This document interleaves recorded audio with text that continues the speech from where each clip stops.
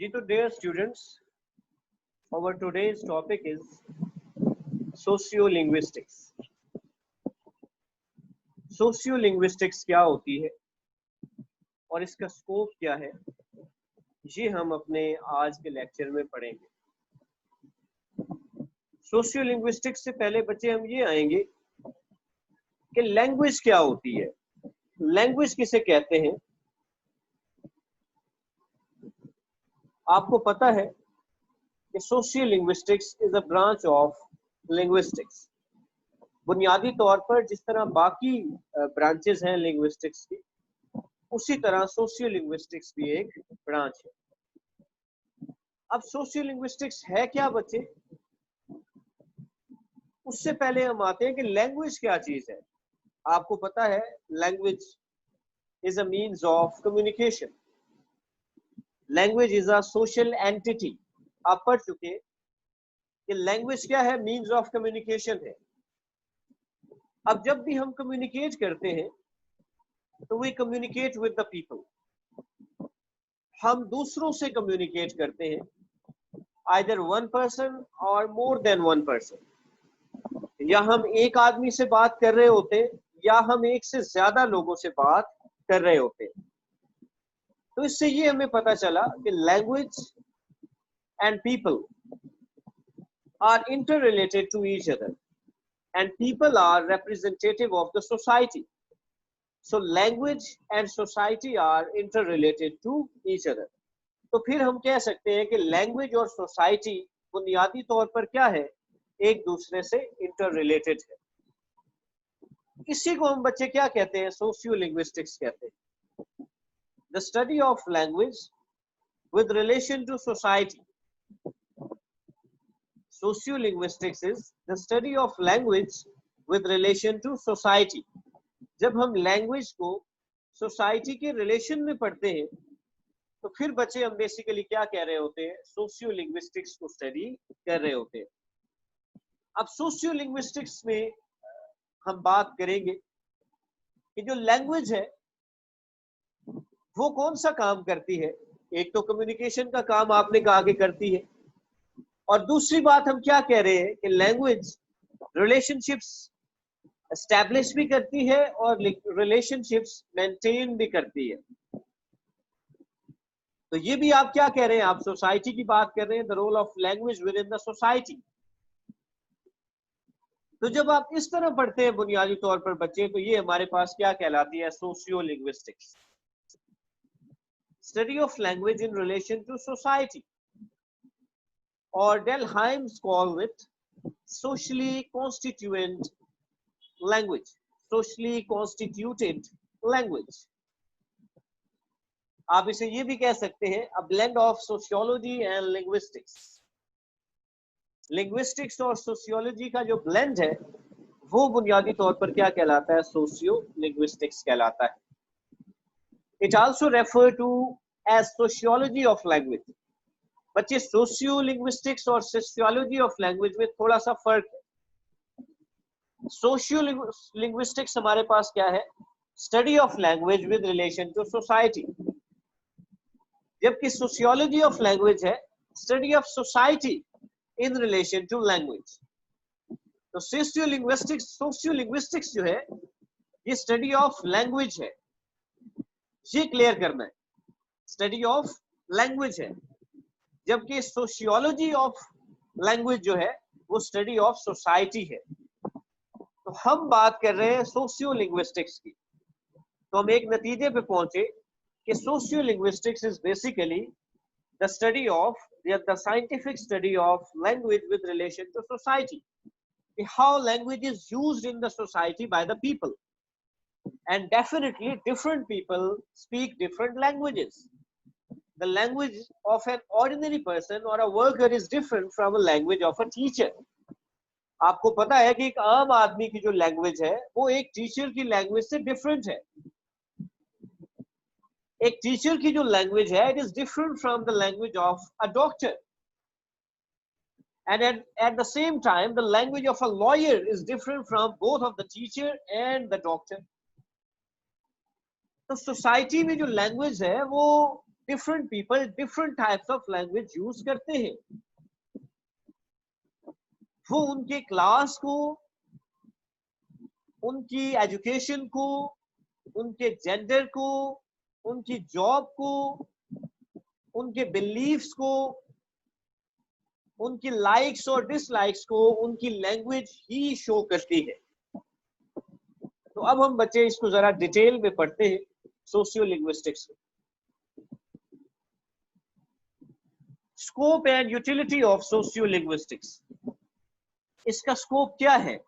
क्योंकि हम कह रहे हैं, मैं आपसे ये बात कर रहा हूं कि basically language is used to establish and maintain relationships। ये relationships establish भी करती है और maintain भी करती है। It is basically a social entity or a social phenomena। मिसाल के तौर पे जब कहीं हम जाते हैं तो we greet the people, हम लोगों से मिलते हैं, उनको बात करते हैं, सलाम दुआ करते हैं। We go to the people on different occasions,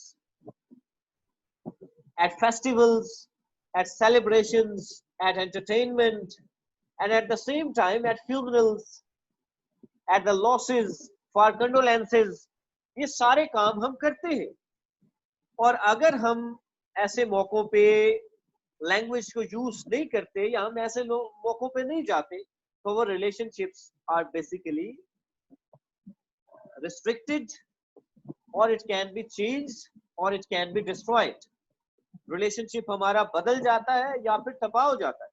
मिसाल के तौर पे आपका कोई दोस्त है, वो आपके पास से गुजरता है and he doesn't greet you at all,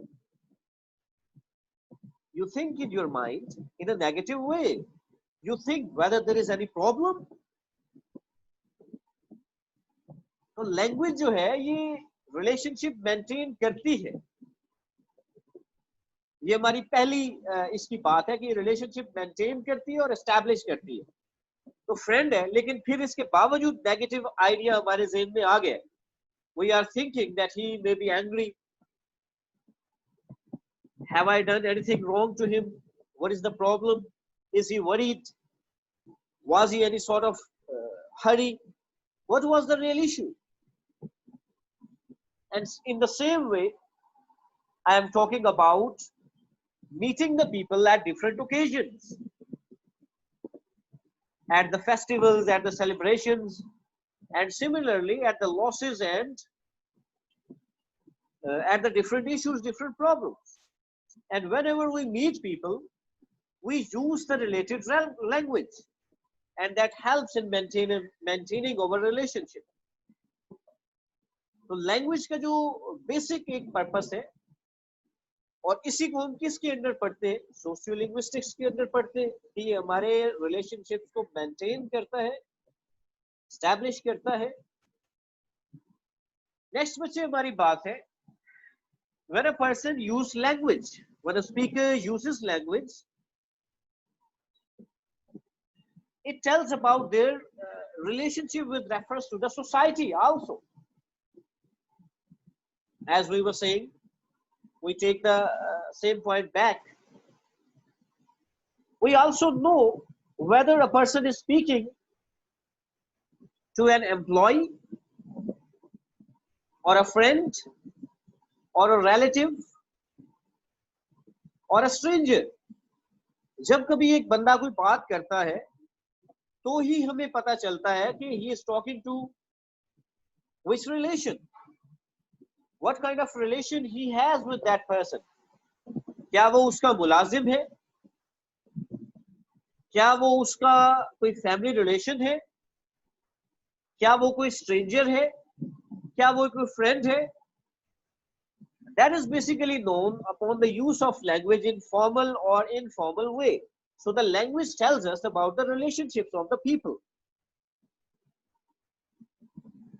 and it also describes about the ability or about the identification of a speaker। ये हमें एक स्पीकर के बारे में भी बताती है लैंग्वेज।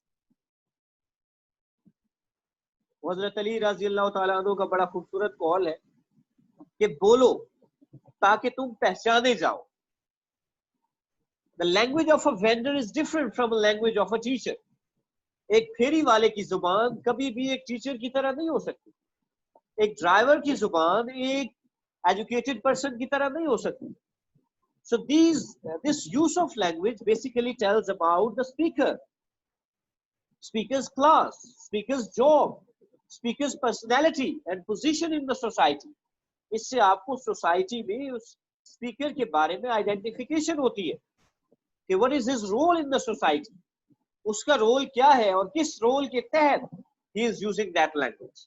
तो ये भी हमारे सोशियो लिंग्विस्टिक्स के स्कोप में आता है. थर्ड बच्चे हमारा जो पॉइंट है, to some extent language, especially the structure of its lexicon, reflects the physical environments of a society. Society के बारे में, उसके एनवायरमेंट के बारे में भी बाज़ औक़ात लैंग्वेज का यूज ही हमें बताता है. फॉर एग्जाम्पल, जो इंग्लिश स्पीकर्स हैं वो स्नो के लिए, बर्फ के लिए दो वर्ड्स यूज करते हैं, या तो स्नो या स्लीट. लेकिन जब आप एस्किमो को लैंग्वेज में देखते हैं तो एस्किमो में ढेर सारे वर्ड्स हैं. More than 50 words are being used for snow in Eskimo. So language also tells you about the environment of the society, in which environment the language is being used. तो ये आपको बताती है, environmental factors के बारे में भी हमें जरूर बताती है. फिर बच्चे, language also tells us about the social environments of a society. For example, language of a class, language of a generation is definitely inherited to the language of a new generation. मिसाल के तौर पे हमारे यहाँ पाकिस्तान में बड़ी major एक community है जिसको हम मुहाजिर कम्युनिटी कहते हैं. refugees जिनको आप कहते हैं, who came from India at the time of partition. They speak a language of their own,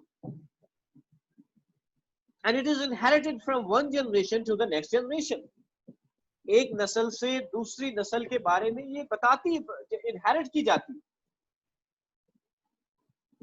And definitely that language is their identification. They have their own identification, their own peculiarity on the basis of their language. जब तक वो language उनके पास है तब तक वो एक अलग आप कर ले ट्राइब है, उनकी अपनी एक पहचान है. और जिस दिन वो लैंग्वेज वो चेंज कर देते हैं तो ऑटोमेटिकली आप देखेंगे कि वो चेंज हो जाती है. फिर कभी कभी आप देखेंगे कि language of one generation certainly faces different changes while it is passing to the other generation. तो लैंग्वेज में बहुत सारी चेंजेस भी आ जाती है और वो एक नस्ल से दूसरी नस्ल में देखी जा सकती है. तो इसका स्कोप भी, ये भी किसके अंदर हम पढ़ेंगे, सोशियो लिंग्विस्टिक्स के अंडर. फिर बच्चे हमारे पास आ जाती है speech communities and language diversity. पहली बात ये आएगी कि स्पीच कम्युनिटी से क्या मुराद है.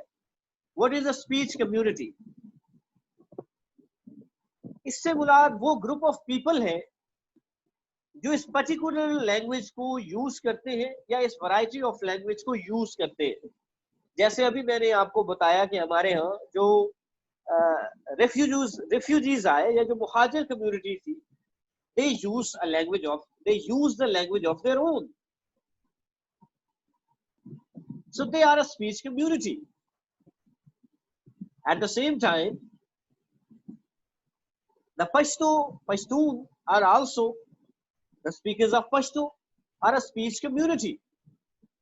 तो स्पीच कम्युनिटी से मुराद वो लोग हैं जो उस लैंग्वेज को इस्तेमाल करते हैं.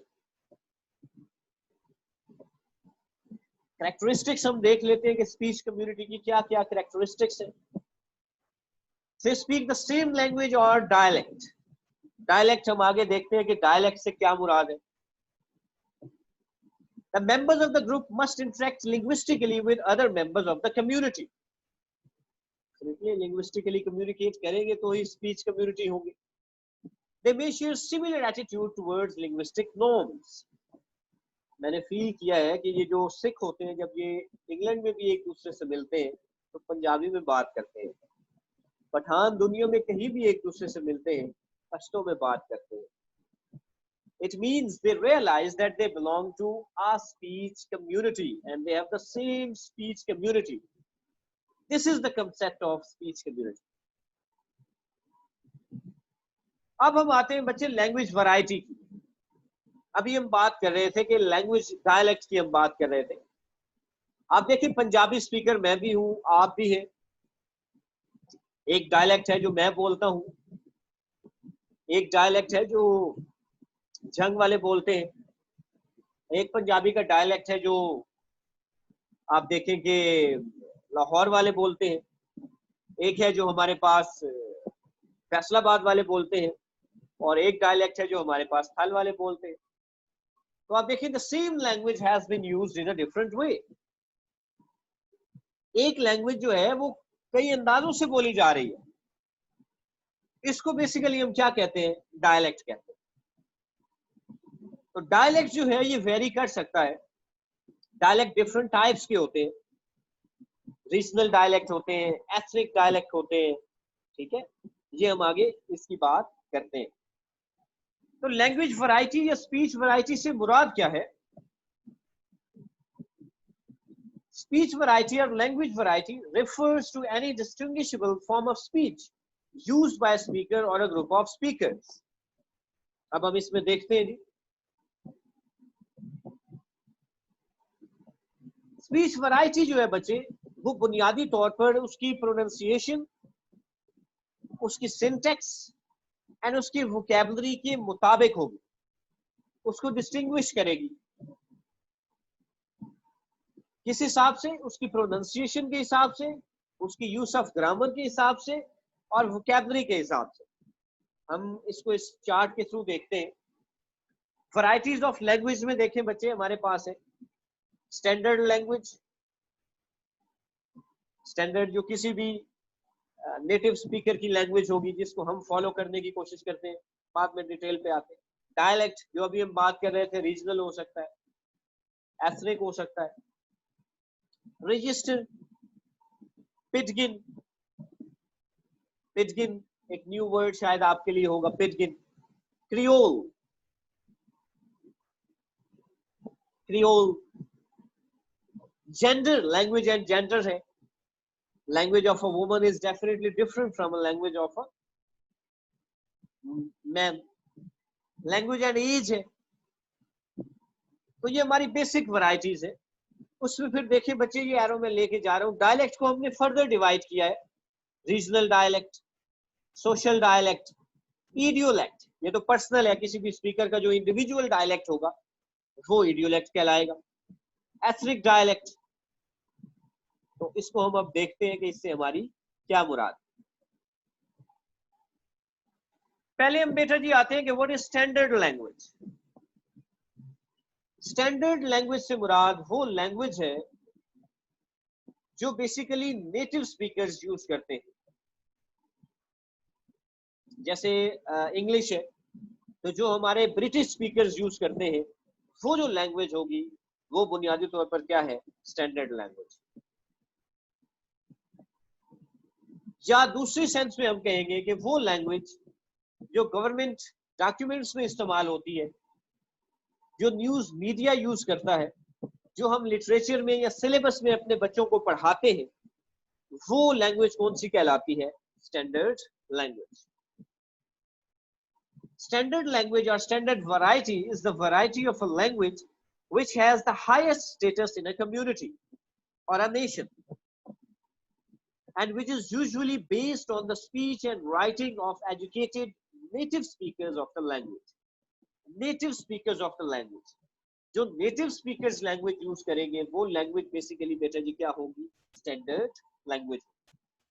या a standard language is generally used in government documents, in the news media, in literature, described in dictionaries and grammars, and taught in schools and colleges and universities. तो वो जो लैंग्वेज होगी वो बच्चे हमारे पास क्या होगी? स्टैंडर्ड. अब हम आते हैं डायलेक्ट से। डायलेक्ट बच्चे बुनियादी तौर पर यूज ऑफ लैंग्वेज है in a particular region, in a particular area. जो खास एरिया के लोग जिस तरह की जुबान इस्तेमाल करते हैं, उस लैंग्वेज का जो लहजा, जो जुबान का इस्तेमाल करते हैं, वो क्या कहलाता है? डायलेक्ट कहलाता है। अभी मैं कह रहा था कि हमारी पंजाबी है, उसके कई डायलेक्ट है। शाहपुरी एक डायलेक्ट है, थलोची थल का एक डायलेक्ट है, झंग का एक डायलेक्ट है, लाहौर का अपना डायलेक्ट है, सरगोदा भी कहीं इन बिटवीन फॉल करता है। तो डायलेक्ट से मुराद क्या हुआ? जो स्पेसिफिक एरिया, स्पेसिफिक रीजन में यूज होती है लैंग्वेज, वो डायलेक्ट कहलाएगी। A variety of a language used recognizably in a specific region or by a specific social class is called a dialect. खास रीजन में भी हो सकता है, खास क्लास के अंदर भी हो सकता है। क्लास की मिसाल अगर आप देखें बच्चे, तो ये जो हमारे झुग्गियों में रहने वाले लोग होते हैं, उनकी कभी आप लैंग्वेज सुने, पंजाबी सुने, वो डिफरेंट है। जो इसी तरह ये ड्राइवर्स हजरात हैं, उनकी लैंग्वेज डिफरेंट है। तो इसमें रीजन भी है और साथ क्या है? क्लास भी है। अब the study of dialects is called dialectology. The study of dialect is called dialectology. आप कहते हैं जो डायलेक्ट्स हैं वो कई टाइप्स के हैं। उनकी टाइप्स क्या है देखिएगा। रीजनल डायलेक्ट है, सोशल डायलेक्ट है, इडियोलेक्ट है और एथनिक डायलेक्ट है। अब रीजनल डायलेक्ट से बच्चे क्या मुराद है? रीजनल डायलेक्ट से मुराद वो लिंग्विस्टिक वैरायटी है जो एक खास ज्योग्राफिकल रीजन में लोग इस्तेमाल करते हैं, जिसकी अभी मैंने मिसाल दी। सोशल डायलेक्ट से मुराद क्या है? जो एक खास क्लास इस्तेमाल करती है।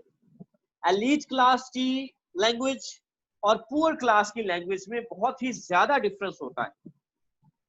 The same language is use differently by the elite class and the middle class and the poor class. Same is the course with the secretaries and the working class. उनमें भी आप देखेंगे कि दोनों के लैंग्वेज यूज में क्या होगा? फर्क होगा। इडियोलेक्ट से क्या मुराद है? पहले भी मैं बात कर चुका हूं। It is basically the personal dialect of the individual speaker. जो पर्सनल डायलेक्ट किसी का भी हो जाएगा, वो बुनियादी तौर पर हमारे पास इडियोलेक्ट कहलाएगा। मतलब मेरा एक इंग्लिश का डायलेक्ट है, तो it would be my idiolect.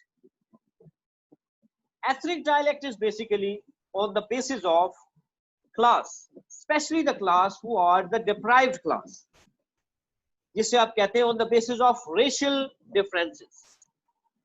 ये जो नस्ल की बुनियाद पे, रंग की बुनियाद पे जो एक तफरीक की जाती है, उस डायलेक्ट को बच्चे हम क्या कहते हैं? Ethnic dialect. मसलन ऑस्ट्रेलियन डायलेक्ट आ जाएगा इसमें, उसके बाद आप इसमें जिप्सियन डायलेक्ट कह सकते हैं। तो ये जब हम ब्लैक्स डायलेक्ट कह सकते हैं, तो ये जो डायलेक्ट होगा ये कौन सा होगा? Ethnic dialect. फिर बेटा जी हमारे पास है रजिस्टर। What is register? अब register refers to the type of language which is selected as appropriate to the type of situation. In different situations we use different languages. मुख्तलिफ सिचुएशंस में हम लोग मुख्तलिफ लैंग्वेज यूज करते हैं। अभी हमने बात की थी कि आप फॉर्मली और लैंग्वेज यूज करते हैं, इनफॉर्मली और लैंग्वेज यूज करते हैं। घर में हम और तरह बात करते हैं, जबकि ऑफिस के अंदर, कॉलेज के अंदर हम डिफरेंट बिहेव करते हैं। तो ये जो यूज ऑफ लैंग्वेज है, इट रेफर्स टू रजिस्टर। ये बुनियादी तौर पर किस तरफ इशारा है? रजिस्टर की तरफ इशारा है। So register can differ in vocabulary, phonology, grammar and semantics. अब एग्जांपल इसकी देखिएगा बच्चे। A lecture on linguistics in postgraduate class at NAML can be analyzed as follows. इस तरह आप इसको रजिस्टर के अंदर एनालाइज करेंगे। फील्ड क्या थी? फील्ड ऑफ लिटरेचर या फील्ड ऑफ लैंग्वेज आप कहेंगे लिंग्विस्टिक्स। मोड, लेक्चर को किस मोड में था? वीडियो था, ओरल था, क्या था? Oral, academic lecture. टेनोर क्या था? पार्टिसिपेंट्स, टीचर, स्टूडेंट्स, तो ये सब जो हमारी हेडिंग्स हैं, ये बुनियादी तौर पर बच्चे किस में आती है, रजिस्टर के अंदर आती है। फर्दर हम बात करते हैं रजिस्टर पे। Register includes field of discourse, tenor of discourse and mode of discourse. Field से क्या मुराद है बच्चे, व्हाट इज हैपनिंग और what is being liked about. Why का आंसर देगा, व्हाट का आंसर देगा, क्या हो रहा है, कुछ क्यों हो रहा है। जब इसकी आप बात करेंगे तो ये बुनियादी तौर पर हमारे पास क्या होगा, रजिस्टर होगा। और टेनर ऑफ डिस्कोर्स से क्या मुराद है, refers to among the participants in a language actively, especially the level of formality they adopt. Who the participants in the community are. अभी हमने बात की थी कि अगर हम नमल यूनिवर्सिटी के लेक्चर को देखेंगे तो उसमें पार्टिसिपेंट्स क्या होंगे। और मोड ऑफ डिस्कोर्स से क्या मुराद है, refers to the medium of language activity. Medium कौन सा इसमें यूज किया गया है।